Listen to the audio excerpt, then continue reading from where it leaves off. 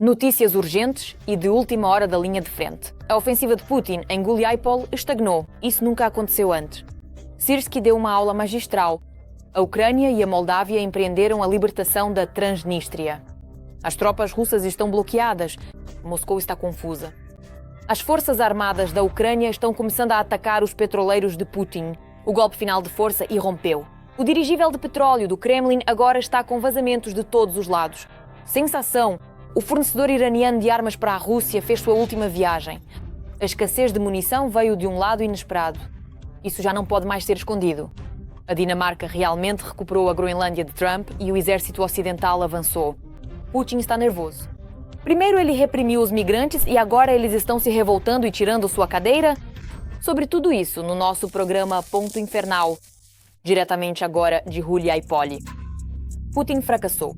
Gerasimov vai ter que ficar vermelho de vergonha de novo diante do chefe. As forças armadas da Ucrânia transformam ataques ousados em um verdadeiro moedor de carne infernal para os ocupantes. Os russos caíram em uma confusão brutal e nenhum dos seus dentes ficou inteiro.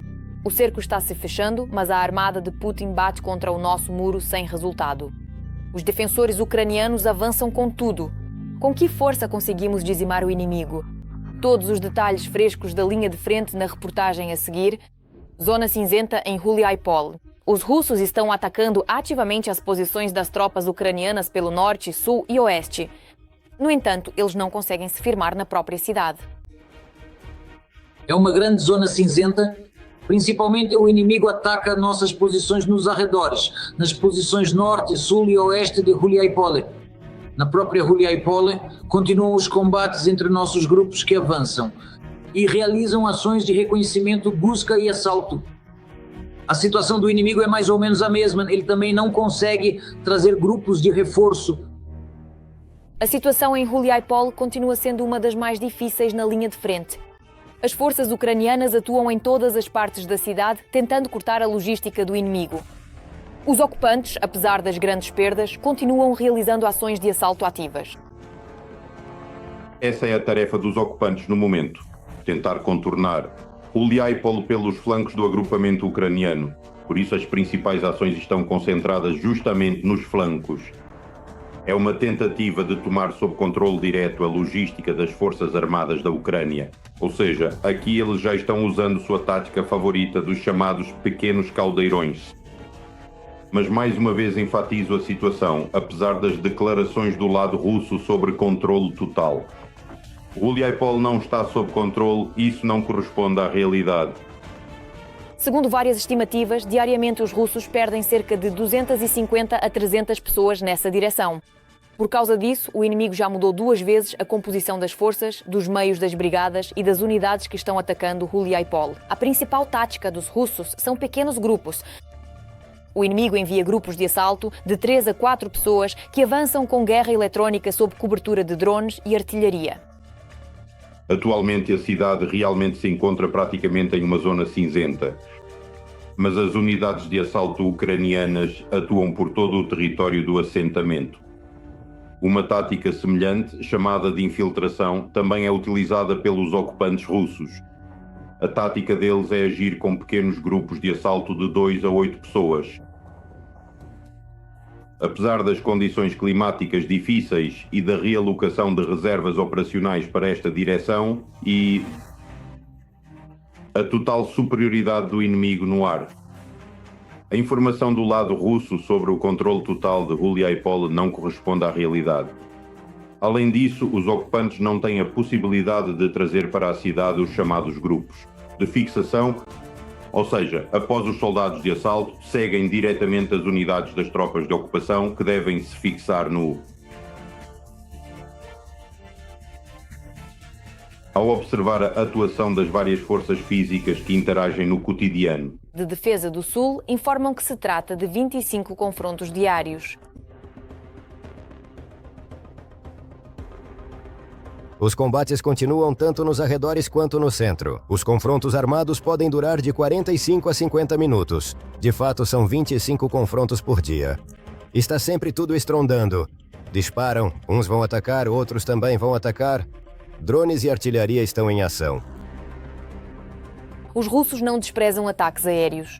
O inimigo utiliza a aviação e faz uso massivo de drones de ataque.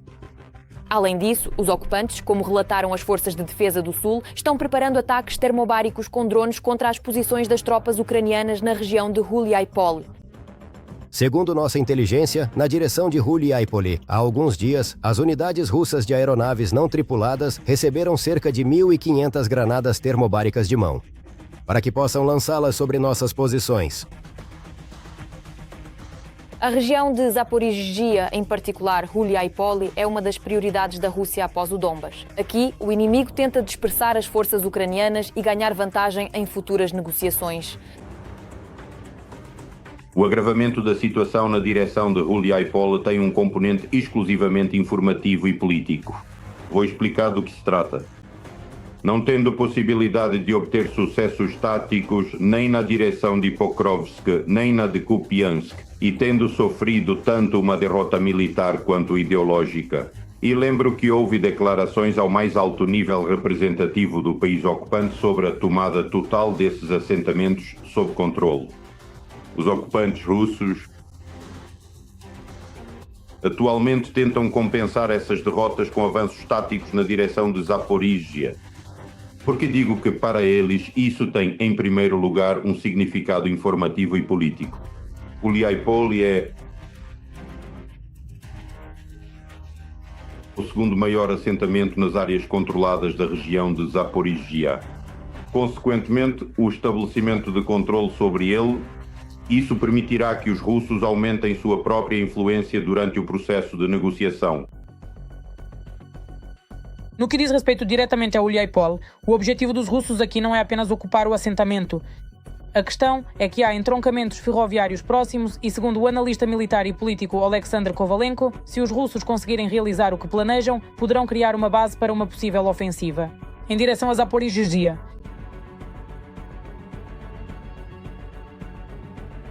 Se os russos conseguirem realizar o que planejam, potencialmente eles podem, no território que vai de Pokrovsk, na região de Dnipropetrovsk, até Huliaipol, criar uma base que será abastecida logisticamente para 8 a 10 exércitos combinados. Isso representa de 250 a 300 mil pessoas, o que seria suficiente para uma potencial ofensiva em Zaporizhzhia. Para se ter uma ideia, atualmente nas direções de Huliaipol e Pokrovsk estão concentrados 100 mil ocupantes. Portanto, Huliaipol é um ponto estratégico que as forças armadas da Ucrânia defendem, causando baixas ao inimigo. Urgente. A Transnistria está à beira de uma mudança de poder. As tropas russas estão cercadas por todos os lados. Ucrânia e Moldávia atacaram com força e o Kremlin não sabe como reagir. Será este o início de uma grande operação especial? Putin ficou preso numa armadilha e Chisinau quase entrou na UE. Bucareste enviou um sinal intransigente. E agora, Moscou sentiu uma verdadeira humilhação. Os detalhes são chocantes. Mais novidades em breve. De uma cabeça de ponte estratégica a uma âncora que puxa ainda mais para o fundo. A Transnistria ficou bloqueada devido às ações simultâneas da Ucrânia e da Moldávia. O grupo russo de 1.500 homens está cercado, embora não esteja em ação militar. De fato, graças ao controle das forças pró-europeias na Moldávia, os serviços secretos, as autoridades policiais e até mesmo os guardas de fronteira estão sob a hierarquia do ministro do Interior da Moldávia. Infelizmente, tudo isso acaba por impedir drasticamente a implementação completa de todos os planos estratégicos elaborados pelo Kremlin. Trata-se do fato de que Kiev e Chisinau implementaram simultaneamente um regime reforçado de controle nas fronteiras. Como resultado, o Kremlin perdeu os canais habituais de influência e logística na região. Segundo relatos, todos os corredores pelos quais armas eram trazidas para a Transnistria há décadas, a rotação de militares ocorria, assim como o transporte de equipamentos e combustível foram fechados simultaneamente. Como resultado, todo o agrupamento das Forças Armadas da Rússia ficou de fato O estado de estar completamente paralisado é uma condição complexa e desafiadora.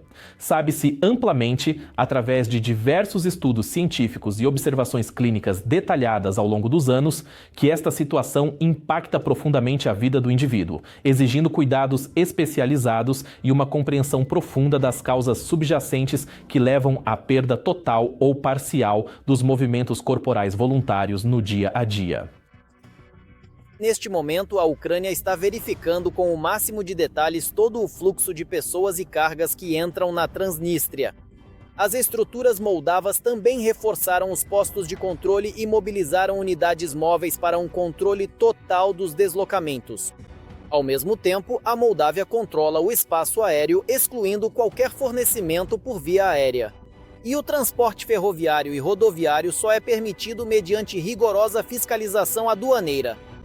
Além disso, desde o início do ano, Kiev e Chisinau integraram seus sistemas de fronteira, de modo que cargas ou pessoas só podem passar com a aprovação de ambos os lados. Um fator importante nisso foram os dados de inteligência que indicavam que a Rússia planejava, em 2026, aumentar o número de seu contingente na Transnistria. É evidente que a Rússia pretendia usar isso praticamente como um imenso porta-aviões terrestre projetado especificamente para realizar ataques estratégicos, com poderosos grupos divisionais contra alvos inimigos localizados em diversas regiões, o sul da Ucrânia, as regiões de Odessa e Vinícius. Essas medidas, em breve, podem ter impacto a centenas de quilômetros da fronteira moldavo-ucraniana. Diretamente na linha de frente, contam os especialistas. Além das ações de combate na linha de frente, somos constantemente obrigados a manter reservas e ficar em alerta por duas direções. Isso é a Bielorrússia, onde há um certo contingente russo e esperamos que de lá possa surgir algo a qualquer momento, mesmo que seja algo pequeno.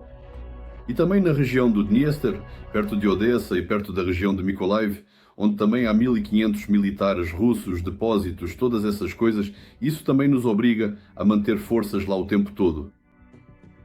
Forças específicas, não diferentes, não fracas, mas razoavelmente normais, para que, em caso de necessidade, possamos repelir um ataque. Para o Kremlin, a situação parece sem saída, explicam os analistas. A região não tem acesso ao mar nem rotas aéreas ativas. Portanto, a rotação das tropas e o fornecimento regular, sem o consentimento de Chisinau e Kiev, são praticamente impossíveis. Resolver essa questão por meios militares não vai funcionar. O contingente russo existente não é suficiente e o desembarque das forças aerotransportadas está fadado ao fracasso. A única solução correta nesta situação é a retirada das tropas russas da região, que é o objetivo final tanto da Moldávia quanto da Ucrânia. Nós seguimos compreender detalhadamente o que representa o grupo operacional das tropas russas e propor soluções adequadas para o desmantelamento dessa estrutura. Mas, ao mesmo tempo, na margem esquerda existe o chamado Exército da Transnistria e na Rua Manoilova, número 12, em Tiraspol, há o chamado Ministério da Segurança do Estado, que é uma espécie de análogo. Obrigado. O PGB ou NKVD mantém os moradores da margem esquerda sob medo. Existem vários tipos de batalhões especiais. Portanto, a unificação do país prevê, na minha opinião, a completa desmilitarização tecnicamente possível desta região. Ao mesmo tempo, a Moldávia foi ainda mais longe. Em uma entrevista recente, a presidente do país, Maia Sandu, declarou que apoia a ideia da fusão entre Moldávia e Romênia. Se tal unificação acontecer, Chisinau automaticamente se encontrará tanto na UE quanto na OTAN e, portanto, ficará para sempre inacessível para a Rússia. Isso já não dá mais para esconder. Forças ucranianas aceleram. A frota sombria russa está encurralada. Ataques atingem os navios como granizo. Putin está perdendo dinheiro diante dos olhos do mundo inteiro. Os planos do ditador estão indo por água abaixo e junto com eles as armas iranianas, que captura no meio do mar. Centenas de milhares de munições desapareceram e o apetite do ditador por mísseis está rapidamente entrando em modo de escassez. Moscou ficou de mãos vazias e as consequências desse fiasco já estão sendo sentidas em todas as frentes. Tudo sobre isso em detalhes a seguir. A frota sombria de Putin está sob ataque da Ucrânia e de seus aliados. Segundo informações da Reuters, cerca de 20% dos petroleiros que transportam petróleo russo por esquemas obscuros já foram destruídos ou desativados. E isso é só o começo. A frota de petroleiros russa, que ao que parece deixará de existir. Isso representa praticamente toda a frota russa, que promete à Rússia uma receita de 100 bilhões de dólares ou mais por ano. De tudo isso, a Rússia ficará sem, como se pode entender, já nos próximos anos. Ao mesmo tempo, recentemente também foi atingido um navio dos aliados da Rússia, o Irã. Assim, no Mar Cáspio, foi atacado o navio de carga seca Rona, que transportava armas para Moscou. Um inesperado sinal de SOS foi recebido pelos serviços costeiros do Turcomenistão. Todos os 14 membros da tripulação foram resgatados. São cidadãos do Irã e da Índia. Já a própria embarcação muito provavelmente irá para o fundo do mar. Aqui está. Agora, estava realizando mais uma viagem vindo de Astrakhan, de acordo com as informações da mídia. Ou seja, trata-se do fato de que, claro, ele estava envolvido no transporte de material militar e outros bens. Esta importante rota entre os dois países vizinhos e, muito provavelmente, também cumpria diversas tarefas logísticas essenciais para os ocupantes russos na região, com toda a certeza. Para a máquina militar russa, talvez até transportasse tropas russas para o Irã, o que, ao que parece, seria muito relevante agora para o regime iraniano. Vale ressaltar que de outubro de 2024 a dezembro de 2025, o navio cargueiro Rona entrou pelo menos 20 vezes nos portos de Astrakhan, Makhatchkala e Azov. Esse foi o principal canal de fornecimento de armas do Irã para a Rússia. As forças ucranianas, nos últimos meses, passaram a gostar muito do Cáspio. E, aliás, já houve explosões lá. Há 2 cargueiros, pelo que entendi, russos, que também faziam a rota entre o Irã e a Rússia, transportando mercadorias para os inimigos, e já atacaram várias vezes as plataformas de extração de petróleo locais. Quanto ao petróleo, esse carregamento agora também pode ser transportado tranquilamente. A Rússia não está conseguindo. Na verdade, por vários anos, ignorando as sanções, a flotilha cinzenta de Putin se escondia sob bandeiras de outros países e comercializava tranquilamente. No entanto, agora tanto as forças armadas da Ucrânia quanto os países ocidentais passaram a agir contra ela. O que começou com a apreensão do navio Mariner, eu considero que é uma nova etapa completa que dá liberdade total a todos. E vemos como, ao mesmo tempo, países que antes estavam à frente, como por exemplo o Reino Unido ou a Suíça, começam a declarar suas medidas contra a frota de petroleiros da Rússia e já passam para uma nova tática. De fato, uma separação muito mais efetiva. Por exemplo, o Reino Unido declarou que está preparando equipes especiais para capturar especificamente petroleiros no mar. Além disso, acrescentou que o dinheiro arrecadado com a venda do petróleo apreendido será destinado para ajudar as forças armadas da Ucrânia. Aliás, elas próprias também estão lidando muito bem com os petroleiros de Putin, tendo atacado cerca de 10 navios desde o início do ano. Agora começou de fato uma verdadeira caça a qualquer petroleiro que se dirija para Novorossiysk. Não importa o que esse petroleiro vai fazer lá. Por exemplo, alguns dias atrás, pela primeira vez, 4 petroleiros da frota clandestina da Rússia foram atacados de uma só vez. Segundo a Reuters, eles foram atingidos por drones navais das Forças Armadas da Ucrânia, embora o Estado-Maior ainda não tenha comentado os ataques. No momento do ataque, os navios estavam no Mar Negro, perto do porto de Novorossiysk. Todos eles estavam indo para serem carregados com petróleo. Segundo algumas informações, os petroleiros estavam segurados no Cazaquistão e planejavam carregar petróleo cazaque. No entanto, como se viu, isso não os protegeu dos ataques dos drones. Os ucranianos não vão se preocupar se esse petroleiro está indo buscar petróleo do Cazaquistão ou se está indo ser carregado. Obrigado. Com óleo russo e outros derivados, ou talvez até mesmo com o Russian Urals. E isso levanta a questão de por que o Russian Urals agora custa, pela primeira vez em 5 anos, menos de $40 por barril. É exatamente esse objetivo que tanto a Ucrânia quanto o Ocidente colocam como prioridade: derrubar o preço do petróleo da Federação Russa e privar o regime de Putin de dinheiro para a guerra. A apreensão de petroleiros por forças especiais dos Estados Unidos e europeus, bem como os ataques de drones das Forças Armadas da Ucrânia, segundo muitos especialistas, já permitiram, em apenas 2 semanas de 2026, alcançar resultados maiores do que em todos os anos anteriores. Sanções. Tudo isso simplesmente aumenta cada vez mais os custos por barril para a Rússia.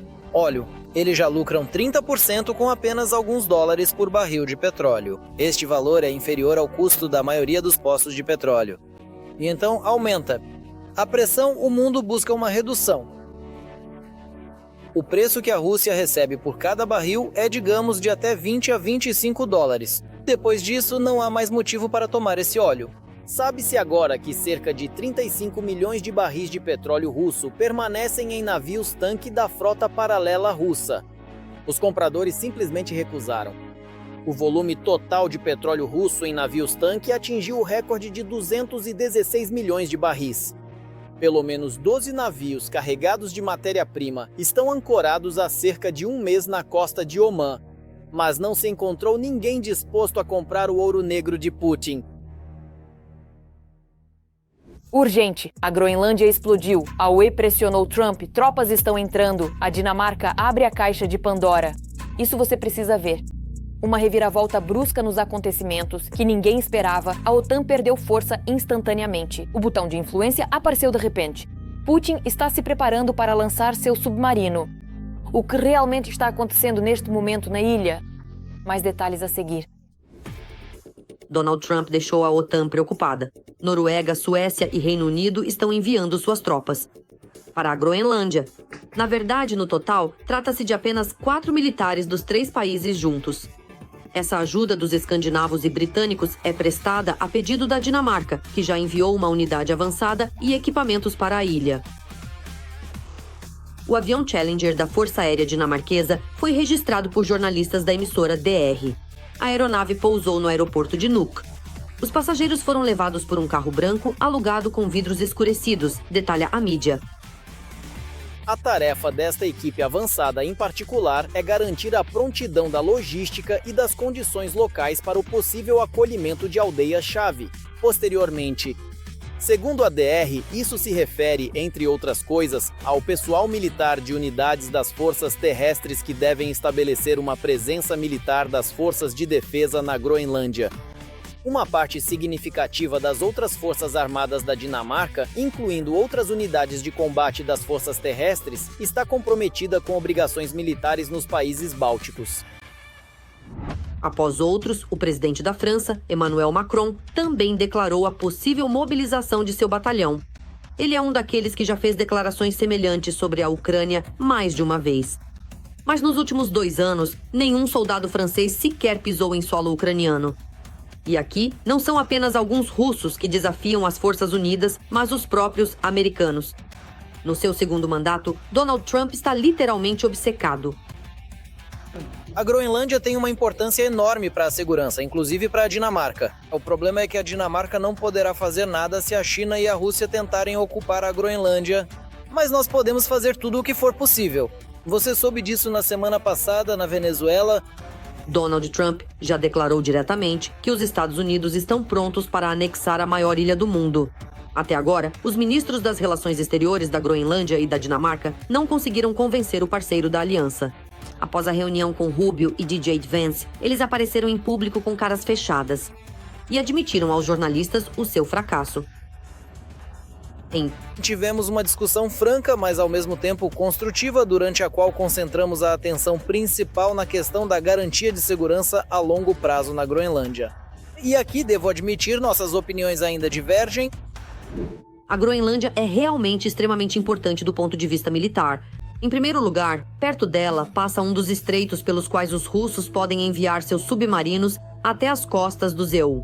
Em segundo lugar, se o Kremlin realmente decidir lançar mísseis intercontinentais e de médio alcance, eles não farão isso pelo Atlântico, mas sim pela rota mais curta, através do Polo Norte. Trump está absolutamente certo quando diz que a Groenlândia é de grande importância e que, do ponto de vista dele, os europeus fizeram muito pouco. Mas a forma como isso é feito e como é comunicado, claro, deixa todos perplexos. E é exatamente por isso que muitos dizem que o direito internacional perdeu seu significado, se qualquer um pode vir e pegar o que quiser. Um dos ex-embaixadores do Zinua na Rússia, Michael McFaul, declarou ao vivo no canal 2D que Trump simplesmente perdeu o juízo. Donald não se preocupa com a proteção, mas sim em registrar nas cartas um lugar como a ilha Trumplândia. Quando ele concorreu à presidência, prometeu aos seus colegas de partido que reduziria o preço dos ovos. Ele não falou sobre gastar bilhões de dólares, como você acabou de dizer, para comprar um território que ninguém quer comprar. Esse é o primeiro ponto. Agora, o segundo: não precisamos controlar a Groenlândia para termos a possibilidade de posicionar nossas tropas ou bases militares lá. Ainda mantemos uma relação antiga com o Reino da Dinamarca, 1951. E, de acordo com este tratado, temos o direito de fazer tudo o que for possível para proteger a Groenlândia de qualquer ameaça potencial da Rússia ou da China. E o que Trump diz sobre o fato de que, se não anexarmos a Groenlândia agora, ela será anexada pela Rússia ou pela China, são afirmações totalmente infundadas. Agora, os europeus estão demonstrando mais uma vez sua unidade. Só que desta vez não em torno da Ucrânia, mas em torno da Groenlândia. Com sua atividade intensificada, os aliados tentarão convencer Donald de que, no Ártico, nenhum rato conseguiria passar despercebido. Que dirá então de um submarino russo? Choque. Putin iniciou uma caça aos migrantes. A ditadura ultrapassou todos os limites e a propaganda fiel ao Kremlin está no volume máximo. Está acontecendo algo terrível. É preciso ver para crer. Uma nova guerra está se aproximando. Chechênia, Armênia, Azerbaijão e até mesmo a Índia estão se preparando para fazer ouvir sua voz. E dificilmente será algo que agrade Moscou. Chegou a hora da vingança. Chegou a hora, não perca mais tempo. A Rússia enfrenta mais uma série de escândalos envolvendo os chamados representantes da nação sem título.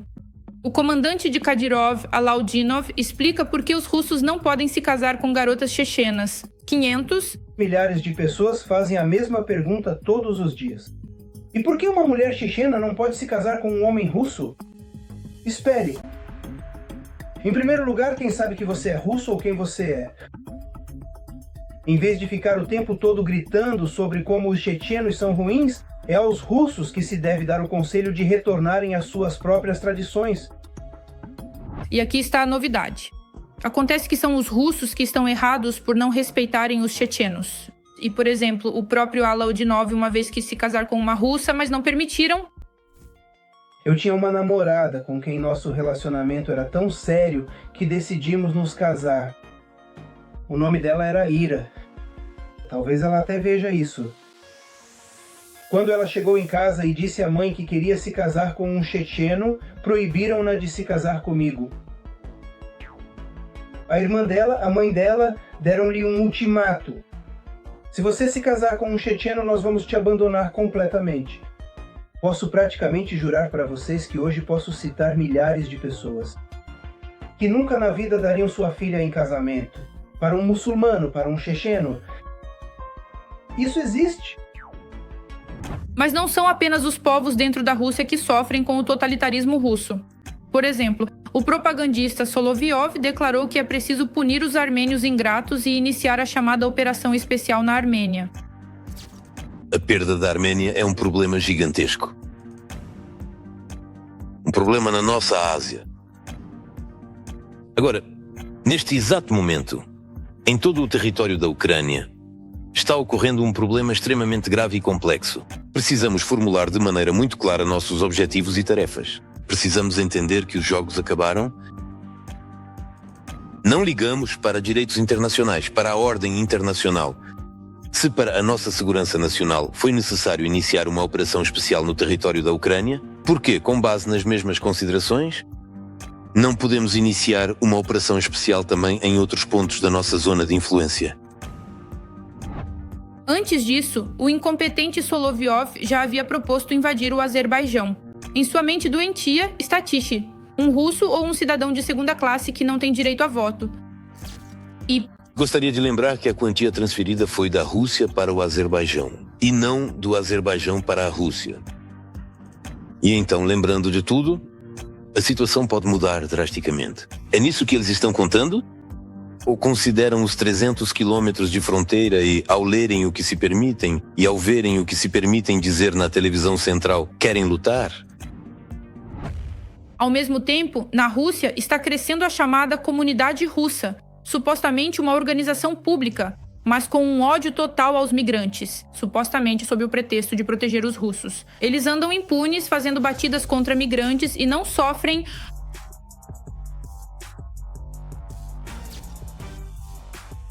Não haverá absolutamente nenhuma responsabilidade legal ou moral por quaisquer espancamentos, agressões físicas e abusos cometidos durante estas ações. E aqui nós vamos, como se costuma dizer popularmente, pegar muito pesado com todos vocês, sem qualquer hesitação. Devemos agir na mesma proporção e intensidade, pois por enquanto a realidade é que estamos perdendo espaço e controle para os fluxos de migrantes que chegam constantemente. Ou seja, se amanhã, por exemplo, começar uma guerra de migrantes contra russos, nós vamos perdê-la? Dizem que a comunidade russa está sob proteção do chefe investigativo Bastrikin, que visa enviar o máximo de migrantes ao fronte. Esse também é o nosso novo padrão. Fomos nós que o lançamos, pegamos com a ajuda de uma batida, colocamos na conta e mandamos para lá. Alguns vão, como já disse, cerca de 10 mil foram, mas muitos também fogem. Quanto mais ativamente aparecem notícias na rede sobre o recrutamento de cidadãos dos chamados países amigos para o exército russo, a nova tendência são os indianos, que são atraídos para a Rússia, supostamente para trabalhar no setor de serviços, mas depois, de forma estranha, acabam em ataques suicidas. Nós contamos ao nosso comando que o primeiro-ministro